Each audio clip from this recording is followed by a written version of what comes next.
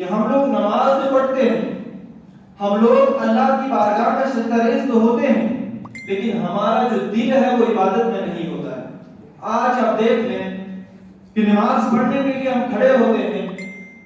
تو وہ جو چیز دن بھر ہم یاد کرتے ہیں، جو پتہ نہیں وہ چیز کہاں رکھی ہے، فلانے کے کتنے پیسے دینے ہیں یا کتنے لینے ہیں، دن بھر اپنے ذہنوں میں بھی خیال اڑاتے ہیں، وہ چیز یاد نہیں آتی، لیکن مسجد میں آ کر جب ہم سجدہ کرنے لگتے ہیں تو وہ سارا حساب و کتاب ہمیں مسجد میں آ کر یاد آ جاتا ہے۔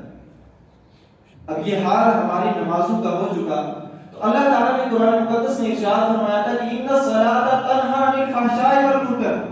کہ بے شک نماز برائیوں اور بے حیائیوں سے روکتی ہے۔ تو جو یہ آیت کریمہ اللہ تعالیٰ نے قرآن مقدس میں جو یہ فرمان اپنا جاری فرمایا، تو اس کا مطلب یہ تھا کہ نماز حقیقتاً اگر نماز کو اس کے اصلی طریقے سے، نماز کو اس کے فرائض و واجبات کے ساتھ پڑھا جائے، نماز کو اس کی حقیقی روح کے ساتھ ادا کیا جائے، تو نماز برائیوں سے بھی روکتی ہے، نماز بے حیائیوں سے بھی روکتی ہے۔ لیکن اگر نماز کا مقصد صرف یہ ہو کہ ہم مسجد میں آئیں تو جس نماز کی جتنی رکعتیں ہیں اس کے مطابق سجدہ کرنے نیت باندھ کے دل میں کیا خیالات ہیں، دل میں ہمارے کس طریقے کے وسوسے چل رہے ہیں، وہ ساری چیزیں اگر ہم سے دور نہ ہوں تو یقیناً آپ کا فرض تو ادا ہو جائے گا، لیکن نماز کا جو اصلی مقصد ہے وہ حاصل نہیں ہوگا۔ نماز کا اصلی مقصد یہ ہے کہ ہمارا تعلق اللہ اور اس کے رسول سے جڑ جائے۔ نماز کا اصلی مقصد کیا ہے کہ ہمارا تعلق اللہ سے جڑ جائے۔ جب ہمارا تعلق اللہ سے جڑ جائے گا تو تب ہماری نماز بھی قبول ہوگی اور ہمارے جو نماز کی حقیقی روح ہے، جو نماز کا اصلی مقصد ہے وہ حاصل ہو جائے گا۔ لیکن ہم لوگ کیا کرتے ہیں؟ اب دیکھیں کہ نماز میں ہم پڑھتے کیا ہیں۔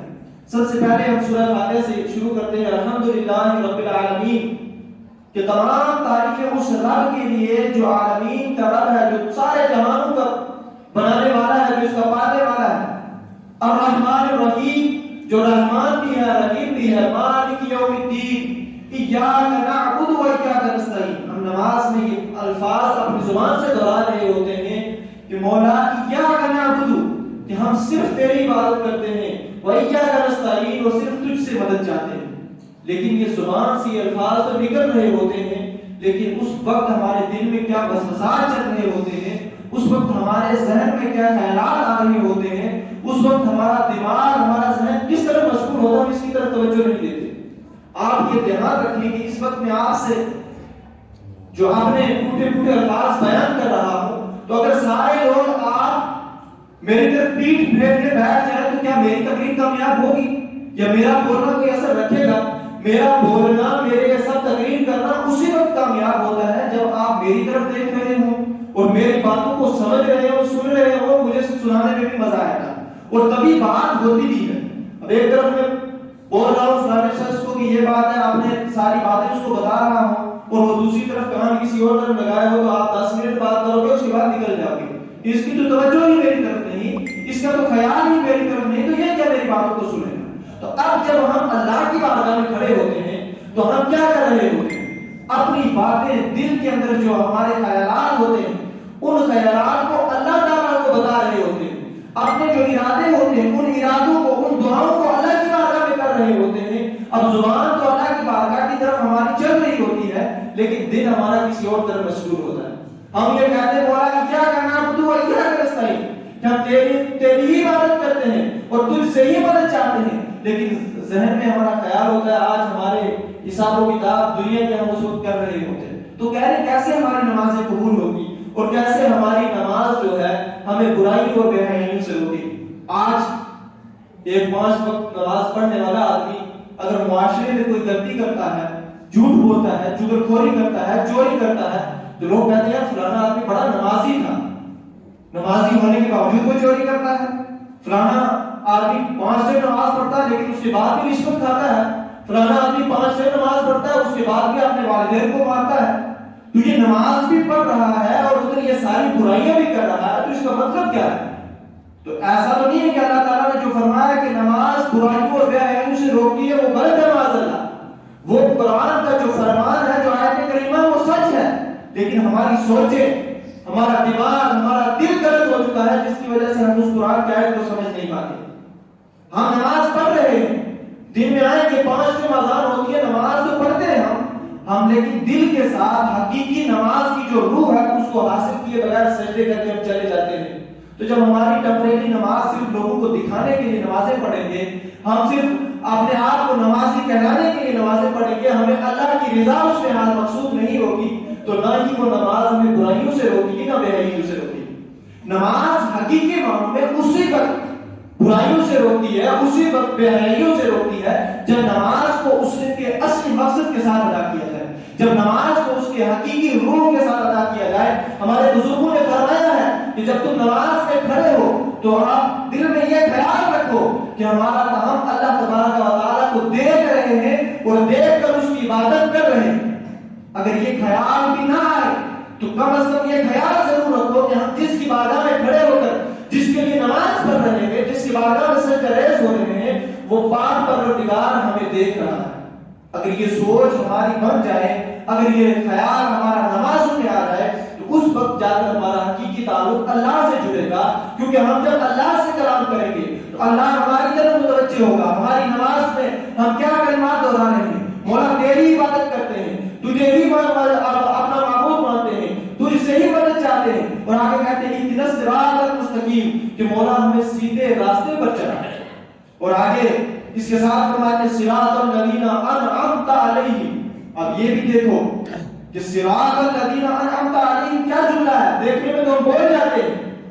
دیکھنے میں ہم زبان سے ادا کر جاتے ہیں, لیکن اس کا مطلب ہمیں سمجھ میں نہیں آتا. اب صراط الذین انعمت علیہم کا مطلب یہ ہے کہ مولا ہمیں سیدھا راستہ دکھا,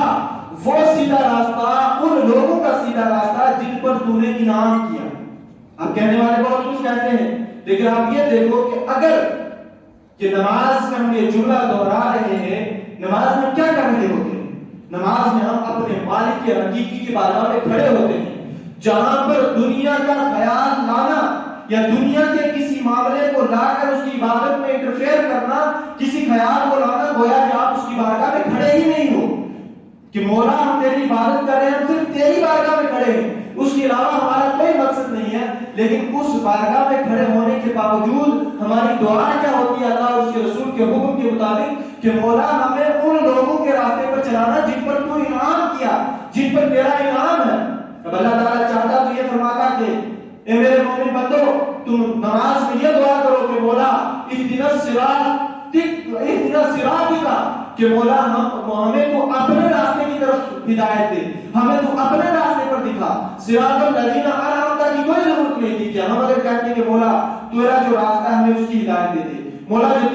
تجھے تیری قریب جو راستہ لے جاتا ہے اس پر تو چلا دے, ہمیں اور کسی راستے کی ضرورت نہیں ہے. لیکن ہم نماز کے باوجود نماز کے اندر کھڑے ہوتے ہیں اور ہم کہہ رہے ہوتے ہیں کہ مولا سیدھے راہ پر چلا, اور سیدھا راہ یہ نہیں بتایا کہ کون سا سیدھا راہ. اب اگر یہی جملہ ہو جاتا کہ مولا ہمیں سیدھی راہ پر چلا, تو ہمیں پتہ ہی نہیں چلتا سیدھی راہ کون ہے. آج ہزار لوگ کہتے ہیں ہم بھی حق پر ہیں, ہم بھی حق پر ہیں, ہمارا بھی سیدھا راستہ ہے, لیکن کون سیدھے پر راستے پر ہوگا ہمیں وہ پتہ نہیں چلتا. تو اللہ تعالیٰ نے ہمارے اس عقیدے کی یہاں پر بھی پورے طور پر تعریف فرمائی کہ صراط الذین انعمت علیہم, کہ مولا ان لوگوں کے راستے پر چلا جن پر تیرا انعام ہوا, جن پر تیرا انعام نہیں ہوا, جن پر تیرا غضب ہوا, یا جو تیری بارگاہ میں قابل قبول نہیں ہے, جو کسی طور پر بھی تیری بارگاہ سے دھتکارے ہوئے. اس راستے کی ہمیں ضرورت نہیں ہے, ہمیں صرف اس راستے کی ضرورت ہے جس پر تیرے نیک بندے ہوں, اور جن نیک بندوں پر تو نے اپنا انعام کیا ہو اس کے راستے پر چلا. اب اس آیت کی بھی آگے قرآن پاک میں تشریح ہے کہ صراط الذین انعمت علیہم کون سے لوگ ہیں جن پر اللہ نے انعام فرمایا. تو اللہ تعالیٰ فرماتا ہے الذین انعم اللہ من النبیین والصدیقین والشہداء والصالحین, کہ اللہ تعالیٰ نے جن لوگوں پر انعام کیا وہ انبیاء کرام کی جماعت ہے, وہ صالحین کی جماعت ہے, وہ شہداء کی جماعت ہے, اور وہ اولیاء کرام کی جماعت ہے. اب آپ دیکھیں کہ آج جو راستہ ہم لوگ جس پر چل رہے ہیں, جس کی ہم دعا نماز میں دن میں 5 مرتبہ نماز پڑھتے ہیں, اور کتنی مرتبہ سورہ فاتحہ پڑھتے ہیں, ہر رکعت میں سورہ فاتحہ ہوتی ہے, اور 17 رکعت ہم عشاء میں پڑھتے ہیں, 7 رکعت مغرب میں پڑھتے ہیں, 8 رکعت عصر میں پڑھتے ہیں, 12 رکعت ظہر میں پڑھتے ہیں, فجر میں 4 رکعت, اور اس کے علاوہ کتنے نوافل پڑھتے ہیں. ان سب میں ہماری دعا یہی ہوتی ہے کہ مولا تو ہمیں اس راستے پر چلانا, ان لوگوں کے راستے پر چلانا جن پر تیرا انعام ہوا ہے. لیکن جب ہم نماز کے باہر آتے ہیں, جب ہم نماز سے خارج ہو جاتے ہیں کچھ لوگ تو وہ انہی نیک لوگوں کا نماز کے وسیلہ مانگتے ہیں، انہی لوگوں کے راستے پر چلنے کی دعا مانگتے ہیں، لیکن نماز سے باہر آتے ہی کہتے ہیں یہ کون نیک لوگ ہوتے ہیں، ان کے پاس جانے کی کوئی ضرورت نہیں، ڈائریکٹ اللہ سے تعلق جوڑ لو۔ میں کہتا ہوں کہ ڈائریکٹ اللہ سے تعلق جوڑنا ہوتا تو نماز کے سوا کوئی ایسی عبادت نہیں کہ جس کو آپ اللہ کے ساتھ تعلق جوڑنے کے لیے معیار بنا لو۔ اگر حقیقی معنوں میں اللہ تعالیٰ کی بارگاہ سے تعلق جوڑنا ہے، صدقات دے کر بھی جوڑا جاتا ہے، روزہ دے کر بھی جوڑا جاتا ہے، کوئی بھی عبادت ہو وہ کسی طور پر بھی ہو اس سے اللہ کا تعلق جڑتا ہے، لیکن جو تعلق اللہ کی بارگاہ میں سجدہ ریز ہو کر اللہ سے جڑتا ہے وہ کسی اور عبادت سے نہیں جڑتا۔ لیکن وہ اہم العبادت جس کے بارے میں نبی مکرم نے ارشاد فرمایا کہ صلاۃ عماد الدین، کہ نماز دین کا ستون ہے، جس کے بارے میں اللہ کے رسول نے ارشاد فرمایا کہ قیامت کے دن سب سے پہلے جو سوال ہوگا وہ نماز کے تعلق سے ہوگا۔ ایسی اہم عبادت میں جب ہم آتے ہیں، ایسی اہم عبادت کو لے کر جب اللہ کی بارگاہ میں ہم کھڑے ہوتے ہیں تو اس وقت ہماری دعا یہی ہوتی ہے کہ مولا تو ہمیں ان لوگوں کے راستے پر چلانا جن پر تیرا انعام ہوا۔ تو اگر اللہ کے نیک بندو کے پاس جانا شرک ہوتا، اللہ کے نیک بندو کا وسیلہ بنانا شرک ہوتا، اللہ کے انعام یافتہ بندو کو پکارنا مدد کے لیے کسی طور پر بھی ان کے قریب جانا شرک ہوتا، تو سب سے بڑے مشرک تو وہ لوگ جو دن رات نمازیں پڑھ رہے ہیں، کیونکہ نماز میں تو وہ یہی دعا کر رہے ہیں کہ صراط الذین انعمت علیہم۔ اس کا کیا مطلب ہے؟ پڑھنے والے، ترجمہ پڑھنے والے سب جانتے ہیں کہ اس کا مطلب یہ ہے کہ مولا ان لوگوں کے راستے پر چلانا جن پر تیرا انعام ہوا۔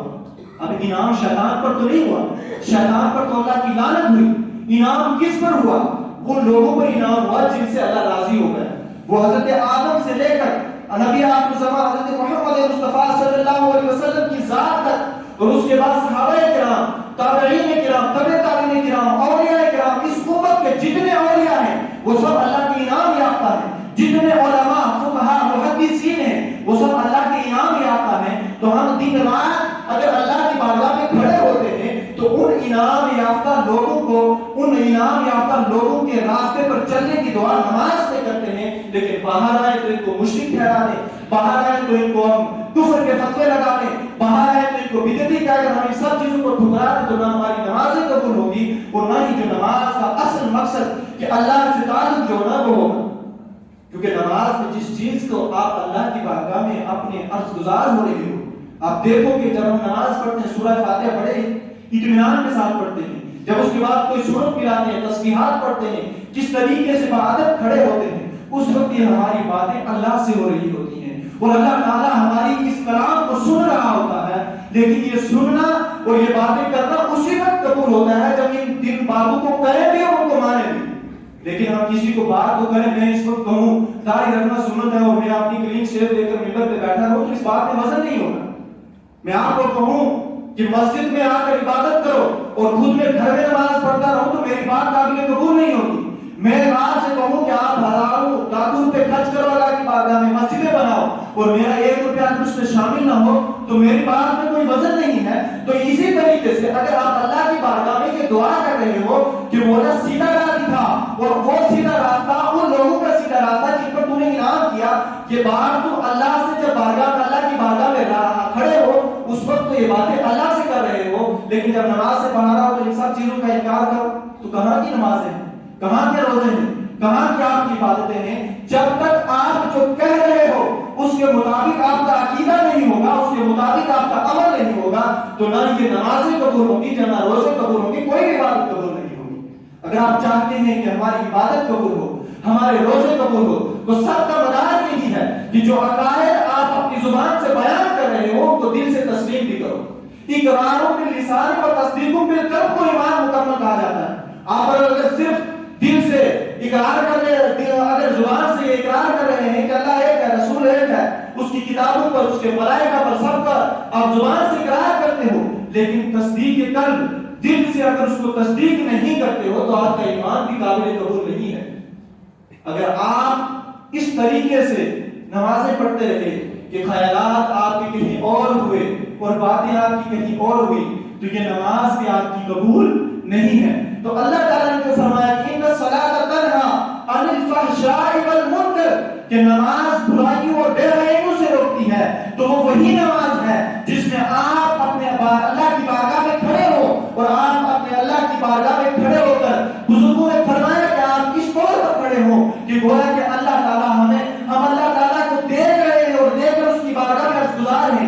یہ خیال آپ کے دل میں پیدا نہیں ہوتا تو کم از کم اتنا خیال ضرور رکھو کہ اللہ تعالیٰ ہمیں دیکھ رہا ہے. اگر یہ دونوں خیالوں میں سے کوئی بھی خیال آپ کے دل میں نہ ہوا, آپ کے دل میں کوئی دنیاوی خیال ہوا, تو آپ کی نماز قبول نہیں ہے. تو جب ہم اسی طریقے سے سجدے کرتے رہے, ہم یہ خیالات نہ لائے, تو ہماری نمازیں قبول نہیں ہوگی. جب قبول نہیں ہوگی تو اللہ کا جو فرمان ہے ان الصلاۃ تنہی عن الفحشاء والمنکر, کہ نماز برائیوں اور بے حیائیوں سے روکتی ہے, تو وہ نماز جو ہماری ایسے فارملٹی کی نماز ہوگی, جو صرف وقت نباہی کی نماز ہوگی, لوگوں کو دکھانے کے لیے کہ میں نمازی ہوں, یہ نماز ہوگی, تو نہ ہم برے کاموں سے رکیں گے نہ ہم بے حیائیوں سے رکیں گے. آج یہ ہمارا بڑا مسئلہ بنا ہوا ہے کہ فلانے نے داڑھی رکھی ہے, فلانا 5 ٹائم نمازی ہے, وہ تب بھی جھوٹ بولتا ہے, فلانا داڑھی رکھ کر بھی رشوت کھا رہا ہے, فلانا 5 ٹائم مسجد کے مصلی میں آ کر امامت کر رہا ہے لیکن اس کے بعد بھی جھوٹ بول رہا ہے. تو ان سب کا جو یہ سارا نظام دھرم برم ہوا ہے, وہ سب جو ان بے حیائیوں سے دور نہیں آ رہے ہیں, تو ان کا وہی بنیادی وجہ ہے کہ ہم نماز کو اس کے اصلی مقصد کے طور پر ادا نہیں کر رہے, ہم نماز کو اس کی حقیقی روح کے ساتھ ادا نہیں کر رہے, ہم نے نماز کو اپنی دنیاوی شہرت کے لیے نماز پڑھ رہے ہیں, ہم لوگوں کو نیک بننے کا ڈھونگ رچانے کے لیے نماز پڑھ رہے ہیں. جب یہ نمازیں ہماری ہوں گی تو ہم ویسے ہی گنہگار ہوتے رہیں گے. اگر آپ چاہتے ہیں کہ اللہ سے حقیقی تعلق جوڑ لیں, ہماری نماز اپنے اللہ کی بارگاہ میں قبول ہو, تو جو طریقہ میں نے بتایا کہ نماز اس طور پر کھڑے ہو کہ اللہ تعالیٰ کے ساتھ ہم اپنا کلام کر رہے ہیں, اگر یہ خیال آئے کم از کم اتنا خیال رکھو کہ ہم نماز جس کی پڑھ رہے ہیں وہ ہمیں دیکھ رہا ہے. جب ہمارے ہر مسلمان کے دل میں یہ خیال آ جائے کہ ہم یہ کام کرنے لگے, اللہ دیکھ رہا ہے, تو اس وقت ہمارے معاشرے میں کوئی بھی گناہ نہیں ہوگا. آج گناہ کیوں ہو رہے ہیں؟ بند کمروں میں ہم لوگ ایسی چیزیں دیکھ لیتے ہیں, ہم لوگ بند کمروں میں طرح طرح کی برائیاں کر رہے ہیں, صرف اس وجہ سے کرتے ہیں. بند و کمرہ ہے لیکن ہم یہ نہیں ذہن میں رکھتے کہ ہمارا اللہ ہر جگہ دیکھتا ہے. اللہ تعالیٰ علیم و خبیر ہے. آپ کتنے ہزاروں پردے لگا دو, کتنے چھتوں کے نیچے چلے جاؤ, زمین کے انڈر گراؤنڈ ہو جاؤ, تب بھی جا کر آپ اللہ کی نگاہ سے, اللہ کی نظر سے آپ چھپ نہیں سکتے. اللہ تعالیٰ آپ کو ہر جگہ دیکھتا ہے. اگر ہمارے ذہن میں, ہمارے دل میں, ہمارے دماغ میں یہ سوچ آ جائے کہ اللہ تعالیٰ ہمیشہ ہمیں دیکھ رہا ہے, ہر کام کرنے کے وقت ہم دل میں یہ خیال کریں کہ یہ کام کرتے تو جا رہے ہیں لیکن اللہ دیکھ رہا ہے. جب یہ خیال ہمارے دل میں بس جائے گا, جب اس خیال کو دل میں رچا لیں گے, بسا لیں گے, تب ہم سے کبھی کوئی غلطی سرزد نہیں ہوگی, تب ہم کسی گناہ کرنے کے لیے راضی نہیں ہوں گے, کیونکہ ہم جیسا گناہ کرنے کے لیے یا کوئی ارادہ بھی کریں گے تو ہمارے فوراً ذہن میں آ جائے گا اللہ دیکھ رہا ہے, اس کا خوف ہمیں آ جائے گا, ہم اس غلطی سے باز آ جائیں گے. لیکن اگر اسی طریقے سے ہم فارملٹی کے طور پر عبادتیں کرتے رہے, ریاستیں کرتے رہے, اللہ کو یا اللہ اور اس کے رسول کی خوشنودی حاصل نہ رہی, اس کو راضی کرنا مقصود نہ ہوا, تو یہ نمازیں ہماری ہمیں کوئی فائدہ دینے والی نہیں ہے. اگر حقیقی معنوں میں نماز فائدہ دے گی تو اس نماز کا مطلب یہی ہوتا ہے جو وقت کا 5 وقت کا نمازی ہو وہ کبھی جھوٹ نہیں بولے گا. جو حقیقی معنوں میں 5 وقت کا نمازی ہوگا وہ کبھی کسی کی غیبت نہیں کرے گا, وہ کبھی کسی کے ساتھ برا سلوک نہیں کرے گا, وہ کبھی ماں باپ کا نافرمان نہیں ہوگا. تو اللہ تعالیٰ ہم سب کو صحیح طریقے سے نماز پڑھنے کی توفیق عطا فرمائے.